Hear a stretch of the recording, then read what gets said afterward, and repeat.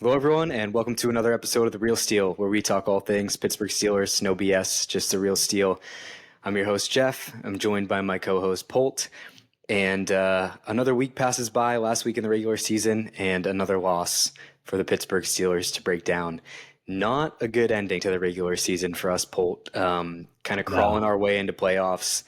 10-7 record, like it feels like we've had for the last few years, and it's looking pretty grim as we approach this upcoming playoff game in Baltimore.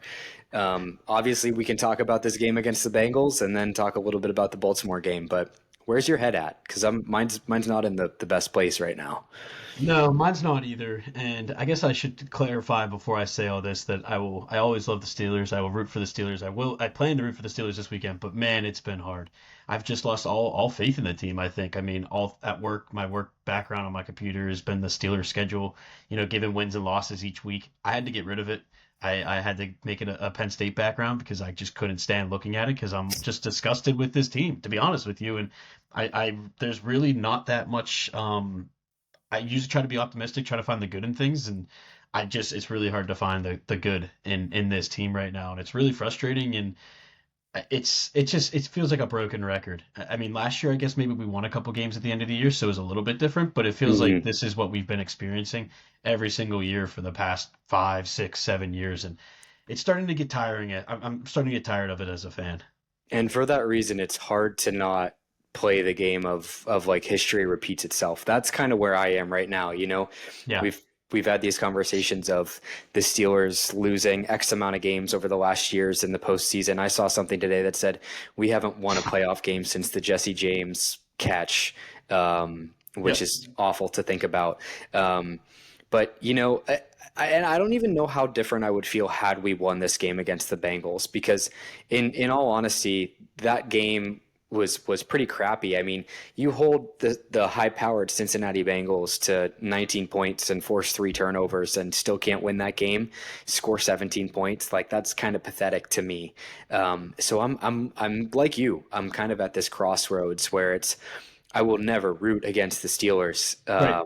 but boy, it's hard to have some faith, you know?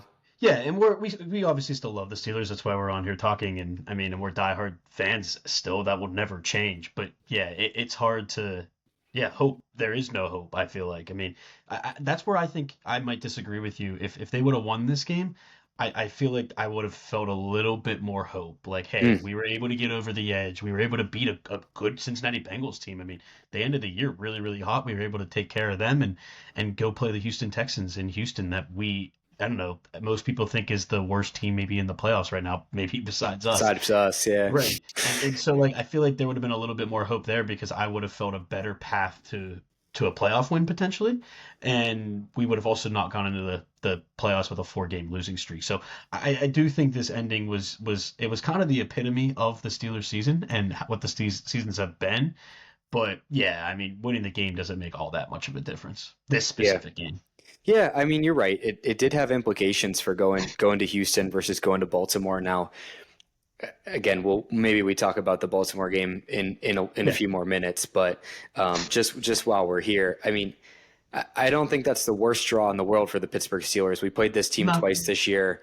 The one time we got beat, a lot of our guys weren't healthy. Russell Wilson had two really uncharacteristic turnovers. Things definitely didn't go our way. It felt like we were in it for a good part of the game, right? So, and we beat them another time that we played them, and we know the Baltimore Ravens. We know Lamar Jackson. So the Steelers going to Baltimore for this playoff game is not nearly what it has been in prior years, going to Buffalo Right. or Kansas City or whatever it might be. So yeah, I would have loved to go to Houston, but in all honesty, I mean, Baltimore's not an awful draw for us. So there's hope, there's potential. It's just hard. It's hard to find it after five losses in a row, right? This five losses or four losses in a Four. row.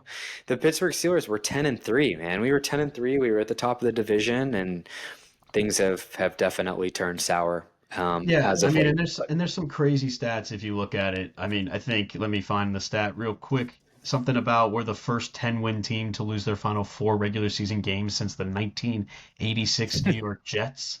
I mean, it's just crazy. We went four straight games being held to 17 or fewer points. The last time that happened was in 2003 for the Steelers. So that's terrible. For the second time this season, we were held under 200 total yards of offense. We had 193. That hadn't happened since 2006, which was Bill Cowher's last season. I mean, it's just like the Steelers were held under 20 points in 6 of 9 games since Week 10. That's tied with the Browns, Titans, Bears, Raiders, Giants, and Saints for most games under 20 points in the NFL in that span. All of those teams have a top 10 pick.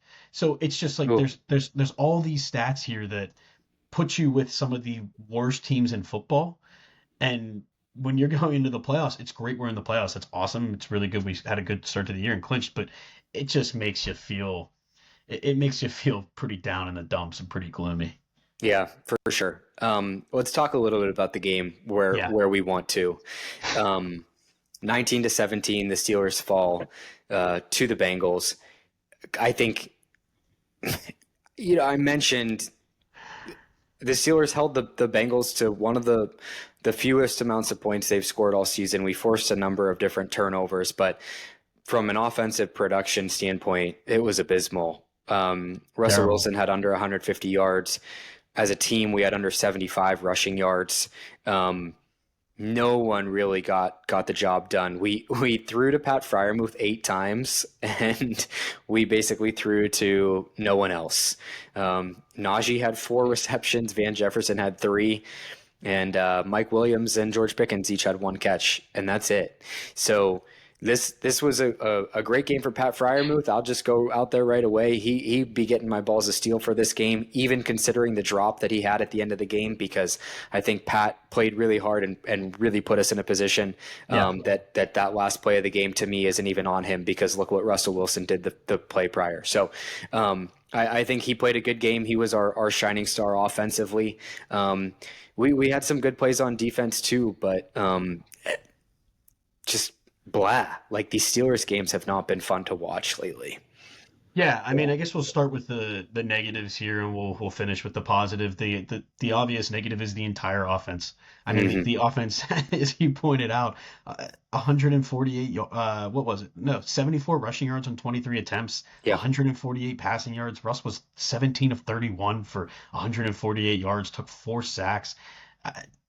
Najee was 12 for 36. Jalen Warren was 6 for 21. Cordero Patterson on one of the worst play calls of the game was 1 for 1. I mean, it just is like there is no, there was no. I mean, you're right. Pat Fryermuth played a great game, and he was pretty much the only reason why we were in the game. But other than that, it's just stinky, stinky, stinky all over the field. Like I don't think we did a single thing well on the offensive side of the ball. And this is a Bengals defense that, first of all, we put 40 points up on earlier this season, and is one of the worst defenses in football. And it's just, I think the Broncos just put up 30 plus on them, and the Broncos have a good offense, but this is not like we were playing you know, the Bears of Brian Urlacher days. I mean, we were playing a bad defense, Hmm. and we couldn't move the ball. We had one 13 play, 73-yard touchdown drive in the first quarter, a 9 play, 65-yard touchdown drive in the fourth quarter, and then that 6 play for 2 yards field goal drive. That's all we really did. Other than that, punt, punt, punt, downs. I think all the other drives at most we got 20 yards. So it's not like we were even moving downfield and turning the ball over in the red zone, or moving downfield and making a mistake and getting a penalty and go back. We couldn't even move the ball, and that's how the game felt. It felt like we just were stuck in quicksand and couldn't move. And I don't really know. It's kind of how the offense has been, in my opinion, the last couple of weeks, maybe Yeah. last 4 or 5 weeks, and Sunday was or Saturday, I guess, was no different. It really feels like after Russell Wilson's first 3 or 4 games, our opponents got all the tape that they needed on Russell Wilson to be Yep. able to beat him. Um, the production is just so limited, and he does, yeah, one of two things, right? He throws a deep ball, or he throws a check down of some sort, and I think teams are onto it. And I don't know if that's Russell Wilson's fault. Probably partly. I don't know if it's Arthur Smith's fault. Probably partly. I don't know if it's Mike Tomlin's fault. Also probably partly. But I really struggle watching Russ kind of sit there, let the pocket collapse, and take a sack a lot of times. You mentioned he had 4 sacks in this game. I just pulled up. I don't know if this is fully updated, but the chart that I'm looking at has Russell Wilson with 33 sacks on the season. How many games did he play? Eight, He played 10? in 11, Okay, 11 games. So if you were to like 3 a game. extrapolate that, that's three a game. So you add on three times six more, 18. 33 plus 18 is 51. 51. That would have put him at the third most sacked quarterback in the entire NFL this season. Caleb Williams on the Bears was sacked an insane amount of times because he just does crazy shit. Yeah. He had 68 sacks. CJ Stroud on the Texans had 52. And Russell Wilson, if we do three a game, would have put him at 51 and third.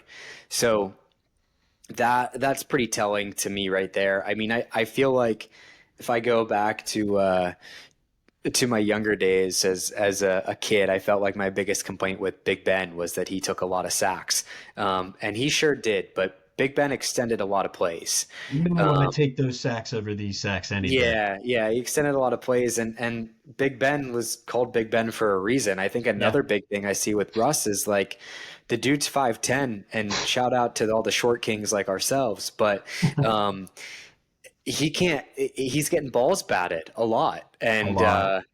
I saw that happen in the game against the Bengals, and naturally, like the first thing I do is I Google how tall is Justin Fields, and he's 6'3". He's a big dude, and now of course I'm watching on X, and I'm seeing two beautiful plays by Justin Fields where he fakes a toss against the Raiders and runs it in for a touchdown. There's another one, I think when we played the Chargers, where he fakes there's a nice Yep. play action. Fake to Jalen Warren, and he cuts right up the middle for a touchdown run. And Russell Wilson, I think, is not it. It was good while it lasted for the first few games. Teams got their tape on him, and now it's just falling apart at the seams with him there. Yeah, and I, this is, I think, maybe my hesitation. I can speak for myself here. I think this was my hesitation when we brought him in, and this is what I was afraid of, that this was the Russell Wilson we would get. And yeah, I flipped very quickly when he came out hot Hmm. early on in the season. I flipped and I was all in for Russ because Russ looked great, but he has now reverted back to the mean, or reverted back to the quarterback he was in Denver. That Denver basically ran out of town, and I mean, and it's just not pretty football. And this is, I think, what I was worried about from the beginning, and I lost sight of that in the good times. But man, I just don't see any positive with Russ right now. He's not making good plays. If you look at the end of the game, that pass to George Pickens was wide open. He won the Hmm. route, and Hmm. Pickens had a horrible day. We'll get to him in a minute, but like he was wide open, and I think Russell Wilson threw the wrong ball. There's no way he should have thrown it where he threw it. And he did, and it's just like little things like that. It's the run in the 2 minute drill. Instead of throwing the ball out of bounds, he scrambles for 3 yards in the field of play with one timeout left. I mean, he's supposed to be a veteran that's better than that and has been here numerous times and is not making those decisions. That's why we want him playing. Like he takes care of the ball, and he's a veteran that can manage the game, and he's doing neither right now, or he's doing them very very poorly. And I'm totally out on Russ. I just don't see a sliver of hope with him, to be quite honest with you. And I hope he can get better, but it just doesn't look real good.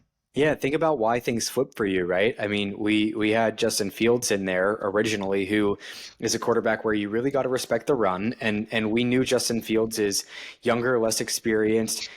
People weren't really respecting the fact that he was going to throw a lot, and it felt like the leash was still on him, so he wasn't throwing a lot, right? So Right. the second you have Russell Wilson come in and Tomlin or Arthur Smith or whoever says, "Yeah, man, let it ride," and Wilson throws a couple beautiful deep Moon balls balls. that no Yeah, defense is expecting, it looks awesome. And we that's a had great that for a point. couple good games, and that's really why we were, I think, so high on Russ. And again, I really go back to the point of I feel like after three or four games, teams caught on.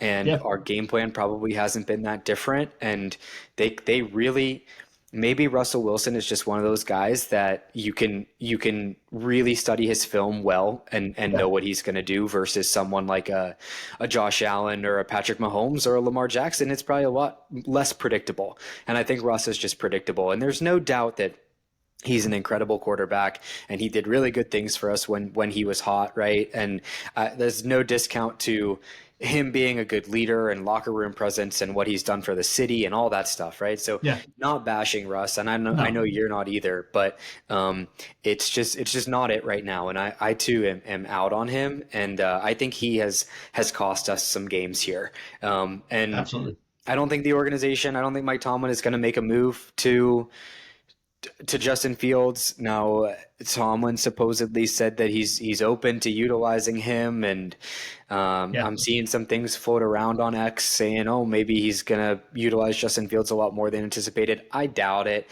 I think we're no. gonna see Justin Fields play maybe 4 or 5 snaps if we're lucky. That's my guess. Maybe on a third down package or on a goal line package if we get down to the goal line. But that's kind of where I see it going, and I don't know. I'm still optimistic with Justin Fields being a quarterback for the Steelers moving forward, and that's Yeah. kind of where I would like to go at this point. That's obviously a conversation we have at the end of the season, and obviously not a decision that we make, but we can weigh in on it. Yeah. But yeah, I would love to see more of Justin Fields in this game. I don't know if it'll happen. Hey, that's a great point by you, though. I didn't even think about it. The predictability, because you're right. When the beginning of the year, the first 6 games with Justin Fields, we didn't throw any deep balls really, and we weren't really doing what Russell Wilson likes to do. And so when he comes in, it's a completely different offense, and so he Mhm. can catch people by surprise, and he makes some good plays. But you're right. I mean, I think Hard Knocks for anybody out there who hasn't watched it is really good to see. When we played the Baltimore Ravens, and I think we might have talked about this last week. When we played them, they said layups and dunks or threes and layups, and that's all he throws. There's nothing in the middle of the field. He doesn't even see it, and it makes it Yep. pretty easy to defend, right? You sit back and you have your guys in the flat and you go up and rally tackle. It makes it pretty easy to defend. So that's a great point by you. I do just want to say, like, to that, with there is statistics that back all of this up. So EPA is expected points added. It's an advanced stat. You can take it as you will, but it's a measure of how well a team performs relative to the expectation. Russell Wilson ranks 30th out of 31 qualified QBs in expected points uh, added per dropback over the last 5 weeks of the season. There is one player worse than him, and that's Dorian Thompson Robinson of the Cleveland Browns. Which, if you Mm. watch the game before the Steelers, he didn't look very good either. In the I guess 2 weeks ago, because he didn't play this past week very much. But I mean, he's negative points. It's just like he's been horrible, and like you said, it kind of feels like he's lost a couple of games. And here's where I think it gets weird. You can construe stats and make stats to say whatever you want. You can make them match your storyline however you want if you convey them correctly. But this is pretty telling. With Justin Fields as the quarterback, we were 4-2 and 2-0 against playoff teams. Russell Wilson's last 7 games were 2-5 and 0-3 versus playoff teams. Hmm. Now, that's not taking into account the 4 other games that Russell Wilson won. So really, he's 4-5 overall. But he's 0 in his last 3 against playoff teams and down the stretch when he's supposed to be carrying us. So I don't know. It's really hard when you have a guy like Justin Fields that has shown he can play, uh, just sitting on the bench, and Russ is struggling. It's just really hard to take that. Yeah, and there's just certain moments from the game that like haunt me. I feel like the 1 yard sneak that Russell Wilson couldn't Dude, get where it was wide open. it was wide open. Like, what is he doing? Justin Fields is getting that for sure. I don't know. You're right. I mean, the record says a lot. We can't score more than 20 points. It Right. seems like now you're seeing all this stuff float around of how it's regressing back to the mean of what we had with Matt Canada and Kenny Pickett as our quarterback and all that stuff. And It's it's not anything we it's wanted to see. it's not anything we wanted to see, and it's a total mindset and attitude change from what we had the first part of the season. And yeah, I don't know. I mean, I guess to take not all of the Speechless. heat, or take some of the heat off of Russ. I mean, you're right. It's not 100% him. It's a lot him. I do believe, but it's not 100% him. I mean, the line I think has regressed, and Yeah, maybe that's just playing better defensive linemen. But I mean, Dan Moore. We talked about this last week, but Dan Moore has just completely flipped. 10 And sacks since the bye week for Dan Moore. 10 sacks, and Daniel and Project Jones had given up 7 before and only 3 post the bye week. I mean, those two were 2 of 3 guys to give up 10 or more sacks from the offensive tackle position in the entire NFL. Our Hmm. 2 starting tackles have given up 10 or 2 of 3 guys that have given up 10 or more this season. That's pretty pitiful. Not a whole lot you can do there as a quarterback.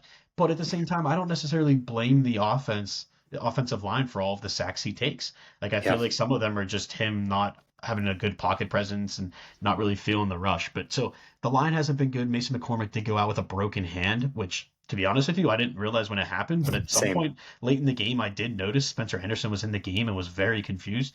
But a broken hand, so we'll see if they're hoping to get a cast on him so that he can play in the playoff game.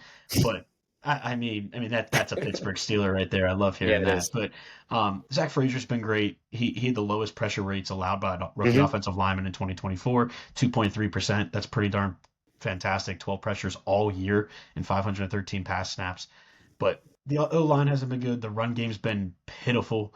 I mean, there's stats all over about that. We're tied for third in rush attempts per game, but are 25th in yards per carry while ranking bottom five in success rate for a team that's supposed to be running the ball all the time and supposed to be hard nosed. We're going to beat teams in the running game.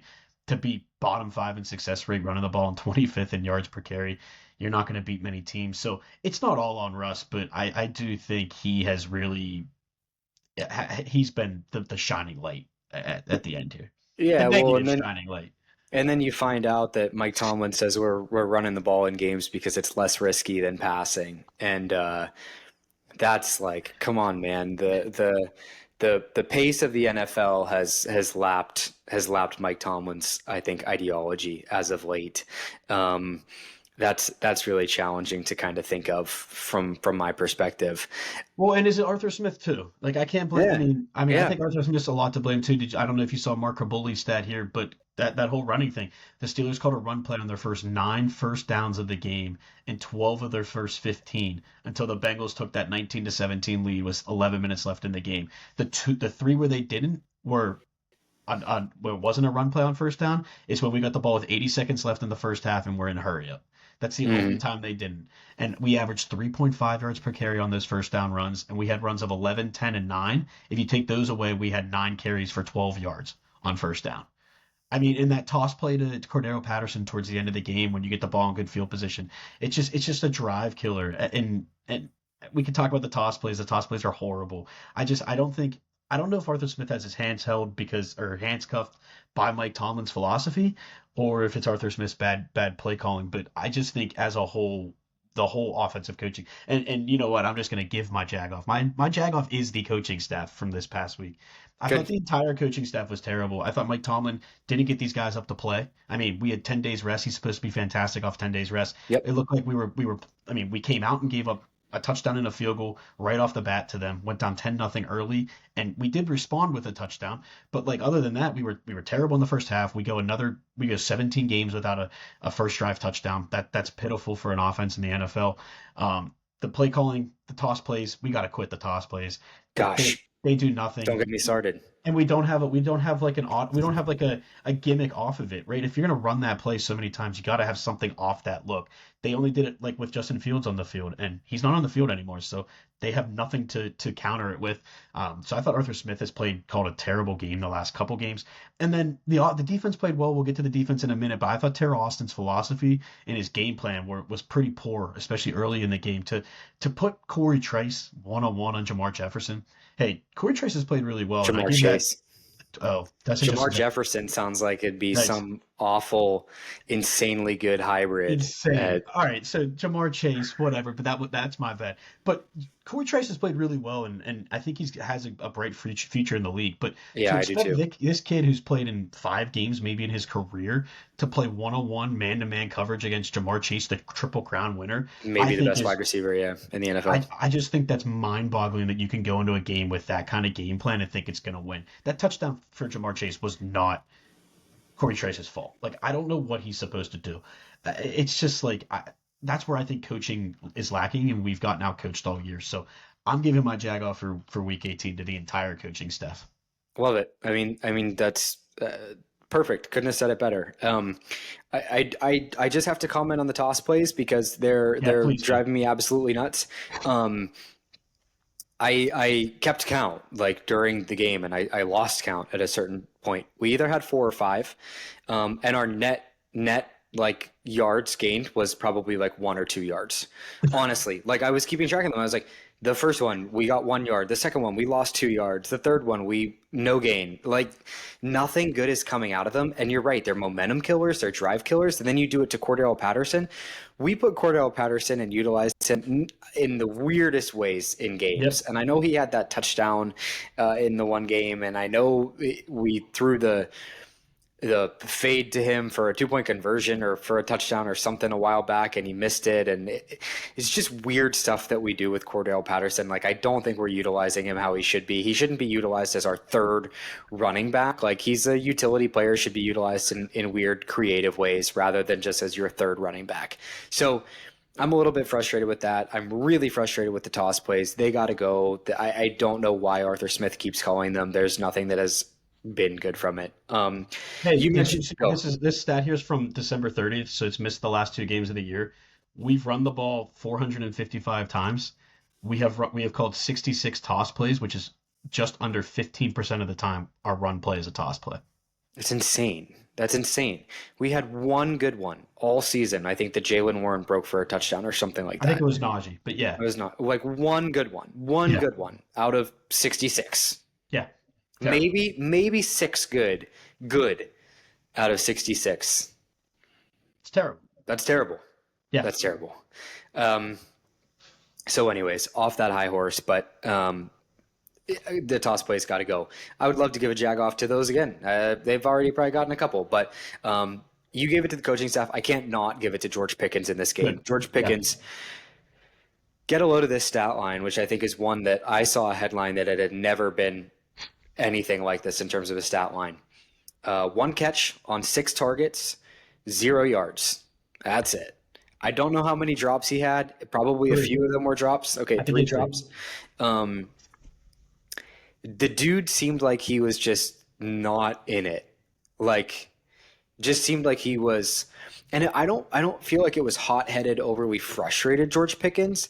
It just No. felt like he was like spaced out, not with it. And I saw pictures, of course, of Russell Wilson talking him down and Pat Fryermuth talking him down. And man, the thought that you have to go and after a bad play or after a mistake or something, you have to go and talk to this guy every single time. Like, you think that's happening to Jamar Chase on the Bengals after he misses a drop? And sure, he has drops every now and then. I think Yeah. he had one in this game. You think that happens to him? Absolutely not.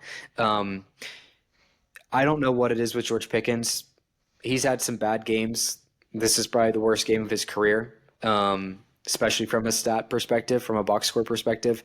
Um, I don't know, man. It seems like he's just on a different page, and I don't know what the sentiment or the attitude for this team is in the locker room at practice. Because I saw an interview that George Pickens gave before the game about being on the same page as Russell Wilson, and he pretty much went silent. So, Yeah.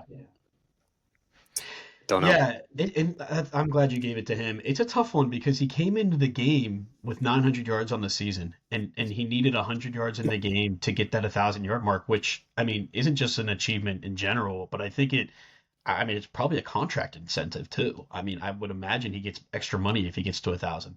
So the fact that he comes in and he has this horrible, horrible game is just mind-boggling to me, and like one of the biggest spots, and I don't get it. I don't get it that he had the plays there to get that 100 yards very easily, multiple deep balls that would have changed the course of the game. So that's also where maybe we have to, cut a little bit of slack from Russell Wilson too, because he did throw a couple good balls to Pickens Sure. that he just dropped. But yeah, totally deserving of a jag off. I guess I can transition us here with my balls of steel because my balls of steel is going to the defensive side of the ball. It's got to go to Cam Hayward. Hmm. Cam Hayward's been absolutely phenomenal for us this year, and his stat line is really not that impressive. One tackle, uh, it was an assist with 3 passes defended though at the line of scrimmage, and I think that put him at 10 passes defended on the season, which is the most since like J.J. Watt did it. I think he's like Yeah. the only. I think they're the only 2 people that have ever gotten 10 passes out of an interior 3-4 defensive lineman. Yeah. So Cam was 48 the. players. I don't want to interrupt, but I'm No, going go to ahead. interrupt. Go ahead. 48 players in the NFL this season recorded more than 10 passes defended, pass defenses, however you Yeah, say it. I don't know. 48 NFL players recorded 10 plus pass defenses this season. 47 of them were defensive backs. there you go. Cam Hayward was the only one who wasn't. So, There you go. And for him to come, Incredible. and that's the most by a 3-4 D end interior defensive lineman since J.J. Watt in 2014. There it is.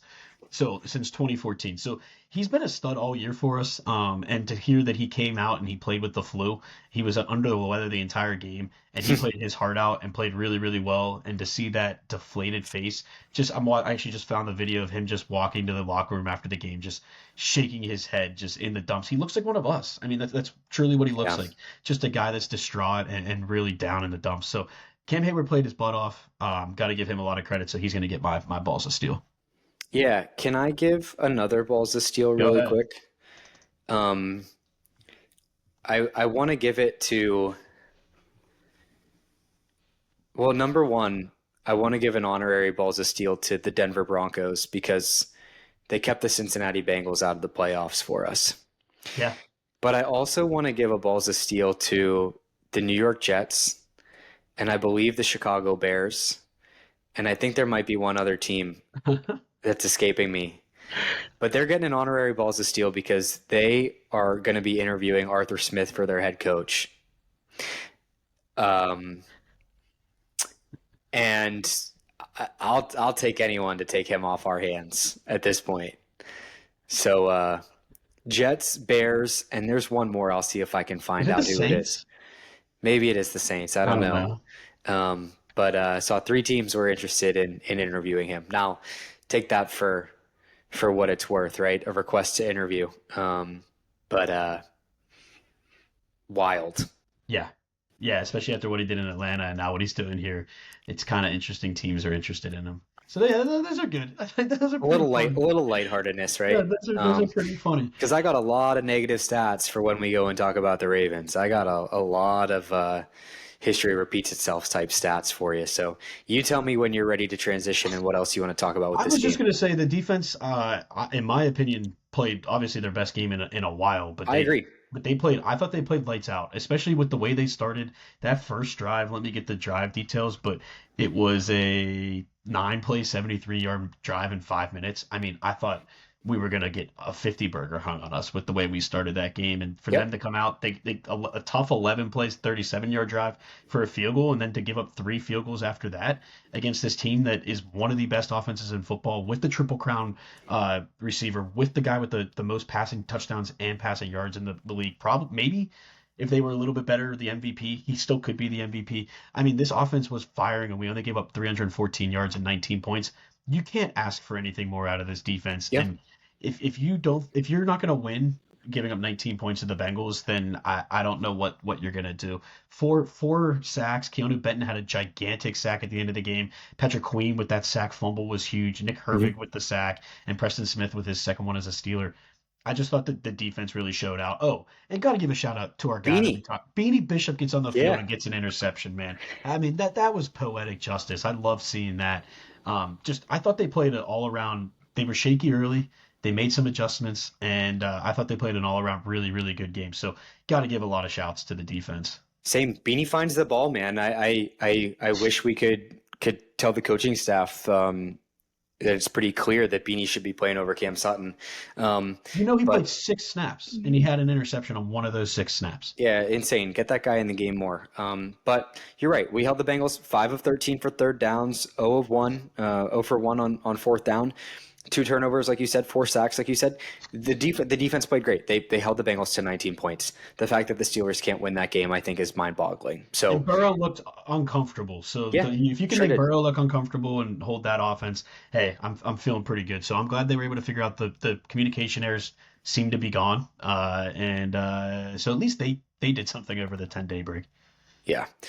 All All right. right, I'm good You ready now. to move? Yeah. Okay. So let's talk about a couple of things really quickly. I think first of all, it's worth noting that the Steelers are going to be pretty healthy going into this game. You mentioned Mason McCormick broke his hand. He had a limited practice on what's today, Tuesday. Yep. I don't think that Roman Wilson is going to get activated or Cole Holcomb will get activated, but they both had full practices. Dante Jackson had a full practice.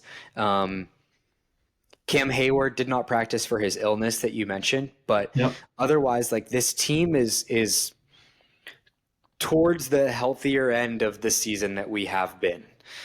Um, you look at what we didn't have going into the last Ravens game, and things are a little bit different here. So that I think is a positive sign, right? We're the Yeah. real steal. We gotta no BS. We gotta give some positivity here. I think that is a good thing that we have pointing towards us. We're also 10-point underdogs in this game. I think the line might have opened at spread might have opened at 8.5, And it's seven just and a gone half, up. Yeah. but it's 10 right now. So the Steelers are 10-point underdogs. Um, On a team that's they've beaten 9 out of 11, I think. Yeah, I mean that's huge, right? Like we are, you bet money on the Steelers to win, and the Steelers win. That's a nice payout if you're betting the Steelers on the money line. Yeah. Um, gosh, this game, I don't even want to talk about the spread or kind of covering because you lose, and you're done. But I would hope that the Steelers don't lose by more than 10 points in this game. That said, weather's going to be a play an element in this game for sure. We could see snow, could see a good amount of snow, could see mixed precip. We're quite a few days out from Saturday night to fully know like how this weather will transpire and what will ultimately become of this system that's going to move through. But from a timing perspective, there's certainly going to be an impact from weather. You could argue that plays in our favor when you look at, a defense maybe in the snow globe game, but also could hinder us from the offense in the snow globe game. Yeah. So I don't really know what to think about that. It's a Saturday night, 8 p.m. game in Baltimore, and yeah, that's kind of where things sit from an overview perspective. I have some stats I'll get to in terms of just our history here with some playoff games, but I'll hand it to you in terms of your initial thoughts or what you're thinking with this game. Yeah, my initial thoughts are I mean, like you said, you got to put a positive spin on this. We beat them already this year. I mean, we beat them 18-16 at home. And we kind of dominated that game. Not, I mean, maybe not dominated. We didn't play that well offensively, but like our defense really hung up, and we gave up, I think, 329 total yards in that game. Hmm. And I thought we played pretty darn well. So the big thing is we go back to the loss, the 34-17 loss in Baltimore a couple weeks ago. That game wasn't 34-17. That game was a lot closer. And if you really look at it, we were tied 7-7 going into score, and Russell Wilson decides to try to score running the ball and on that long run, and he fumbles at the 3 yard line. If he doesn't fumble there, you would think at least you have a 10-7 lead or a 14-7 lead, and that changes the entire outcome of the game. And then he comes down and has a pick six later in the game when I think they're only down by one score. So I mean, we had moments in that game and we had opportunities to play to win that game. And like you said, that was without George Pickens. That was without Deshaun Elliott. Were we missing anybody else? Dante Jackson, did he play that game? I don't even know. I don't know if we care about Dante Jackson, but I know Deshaun Elliott and George Pickens didn't play. And both of those guys are going to play this week. So those are two of our biggest difference makers on either side of the ball. And to have those guys back in this kind of game is really big. So like you said, it's an opponent we know, and I don't know if we definitely shouldn't be 10-point underdogs, and I think it is going to be a lot closer than that. Yeah. Um, I sure hope so, but again, it's hard to kind of switch your mindset after you've seen all this stuff and Yeah, talked about everything that we've talked about. Also what is just perplexing to me is the fact that this is the fourth game in a row. This will be the fourth game in a row that hasn't been on a Sunday for the Steelers. That's pretty crazy. We played Saturday, Wednesday, Saturday, Saturday. I think that's pretty unique. yeah, Um, this game had I feel like the Saturday 8 p.m. game written all over it from my we knew it, perspective. right? We knew it. Um, Felt like that was going to happen. But um, here's what I wanted to share that's not really kind of good omens for the Pittsburgh Steelers in terms of what I've been saying of history repeats itself, right? We've lost our last five playoff games that we've played. Um, haven't won one in a long time. And in those five games, we've just, quite frankly, like shit the bed, especially early in the game. We played Jacksonville. If you remember that game, we got Yeah, off to a let Jacksonville get up 21-0. You remember the Cleveland Wildcard game. Cleveland jumped out to a 28-0 lead. When we played Kansas City, they were up 35-7. Buffalo, that wild card game was a 21-0 lead for Buffalo. Last And year. then the AFC title game in New England, which I think was the last loss, the Jesse James one, that we started down 10-0. So I say all this because the Pittsburgh Steelers' tendency this season has been to start slow, right? Yeah. I saw something that said we're 0-17 on our first drives this year in Yeah, scoring. we are.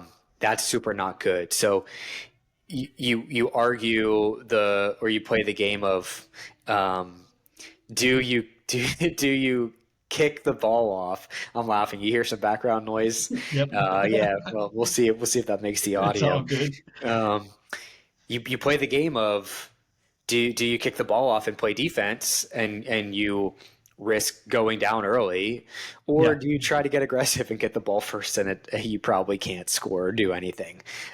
So it's a tough game to play. I don't know what I would do if I was Mike Tomlin. Maybe I would just hope you don't even win the coin toss and it isn't your decision. It's not your But decision. Yeah. that's the biggest bad omen for me. The other one, of course, can't not bring up the refs as a Steeler fan, right? Yep. Alex Kemp is the lead official for the game on Saturday. When Alex Kemp is the official, the home team has won 81% of their games in 2024.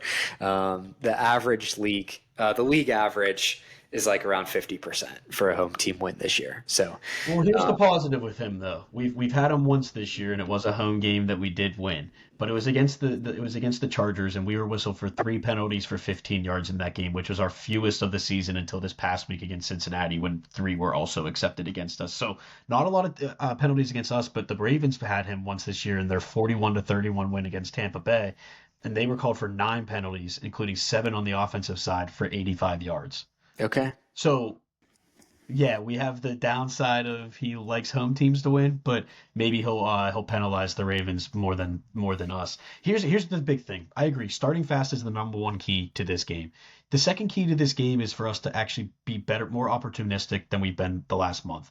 We need to get these fumbles that get on the ground. Yeah. Yeah. And that's been one of our biggest things. And the last time we played the Ravens, I think they had like 3 fumbles that we didn't get. We Hmm. need to get the ball. And the winners of this game usually win the turnover battle. When we played the Ravens earlier this season and won, we won the turnover battle 3-1. When they beat us, they won the turnover battle 2-1. So whoever wins the turnover battle and whoever starts fast is probably going to win this game. This is AFC North hard-nosed football, and that's kind of the name of the game. So for that reason, I'm going to give you my bold prediction, and this is pretty darn bold, and I'm just going for it. But I think we're going to force a fumble and recover a fumble that Lamar and Derrick Henry both lose. I think they're each going to lose a fumble, and we're going to recover.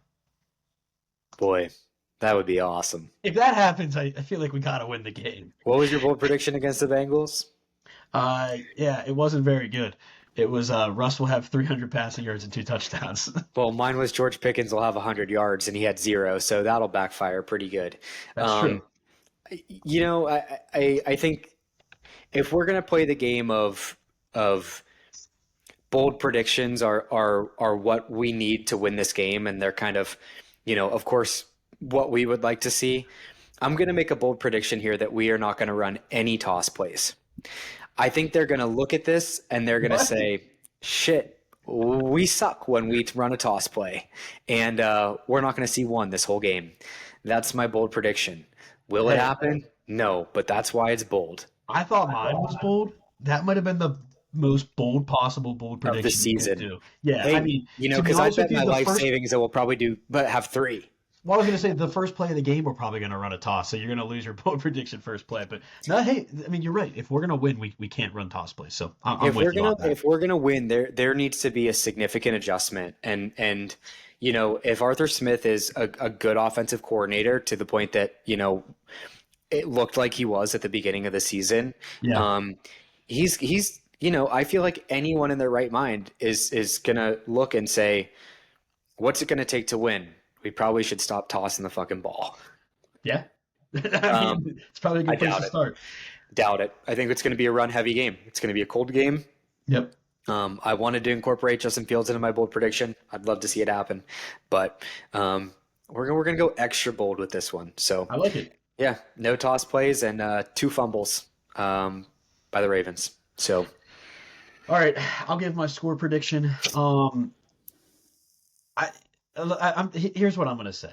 Like I said, I'm rooting for the Steelers. I want the Steelers to win, but I'm going into this game with zero expectations. I don't really expect to win, if I'm gonna be completely honest. I mean, it's hard to expect this team to beat any football team right now, and to say they're gonna go into Baltimore in a playoff game to win is tough. But I hope they do.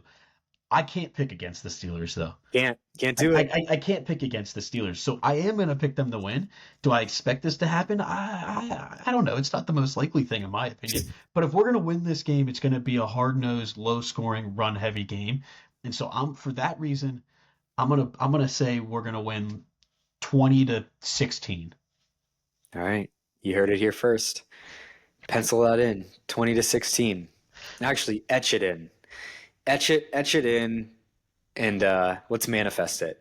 Um, Yeah, I mean, hey, this would be the most Steelers thing to do, it right? would. Be absolutely terrible, not care for the last year because they made the playoffs already, and then come out swinging and take their division rival who has a lot of aspirations. Especially, I can tell Mhm. you, being here, they're on their high horse and they think they're one of the teams to beat in the AFC playoffs. If we go into their home and take them out, that would be one of the most Steeler things and Mike Tomlin things to do. So Yeah. we'll see. Hey, I go back to what I said at the beginning of this episode. It's really not out of the question. This is sure. We wanted to go to Houston because the Texans are not hot right now. But out of any other team, Buffalo, Kansas City, Denver, the Chargers, I would have wanted to play Baltimore Me too. for exactly this reason. Like we know them. We know what we have with them. Zay Flowers might be hurt. Don't know about that. I'm not sure how healthy the Ravens are. Um, Yeah, Zay Flowers they're probably is cocky. not going to play. We listen. This game is the pressure is on the Ravens, right? Everyone is. You look at the spread. We're 10-point underdogs. No one is even considering the Steelers to win this game. Everyone's No. out on us. Everyone says we're crawling into the playoffs, which, as we said, we are. There's no questioning that. But it would be very Steelers-esque to come in and win this game and spoil the Ravens' playoff hopes. So We can't give up 220 yards on the ground. We cannot do that, and that's what we gave up the last time we played them. And we gave up 162 to Derrick Henry. If we're gonna win, that cannot happen. So that yeah, the Cam Hayward, Keanu Benton, Larry Ogunjobi, hope those guys are ready to play. I sure hope so. All right, Well, that's all I got. Hopefully we're last a little episode of the happier regular next week. season. Yeah. I hope so. We'll be here win or loss. Yep. Hopefully it's a good one to talk about another playoff game. Might not be, in which case we'll find a way to kind of debrief the season and debrief the game Yeah. and move forward. Yep. All right. Well, thank you guys for listening, for watching. We appreciate it. And as always, take care. Yep. Thanks everyone. Peace.